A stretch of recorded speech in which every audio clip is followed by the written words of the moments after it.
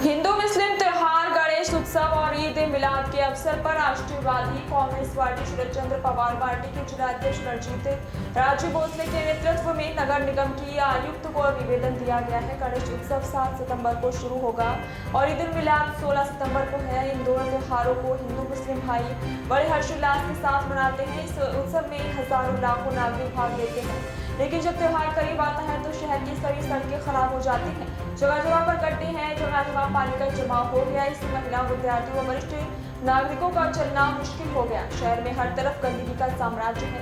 इसके अलावा शहर के अधिकांश हिस्से में स्ट्रीट लाइटें बंद हैं। रात को चलते समय हर तरफ अंधेरा नजर आता है। महिला रात में बाहर नहीं निकल सकती। इसी तरह बरसात के मौसम में पीने का पानी 8 से 10 दिन बाद आता है। 5 सप्टेंबरपासून गणेश उत्सवाला सुरुवात होते आहे। त्याच पद्धतीने 16 सप्टेंबरला ईद ए मिलाद कार्यक्रम आहे।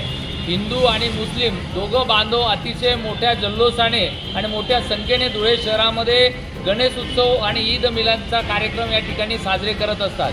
परंतु आज शहरामध्ये जर पाहिलं तर रस्ते खराब आहेत, ठिकठिकाणी खड्डे पडलेले आहेत, कचरा कुंड्या या ठिकाणी ओसांडून वाहत आहेत, सर्वत्र कचऱ्याची घाण निर्माण झालेली आहे, पथदिवे बंद आहे, या ठिकाणी पाणी पुरवठा सुद्धा वेळेवर होत नाही। अशा परिस्थितीमध्ये धुळे महानगरपालिका लोकांना कुठल्याही पद्धतीची सुख सुविधा देत नाही।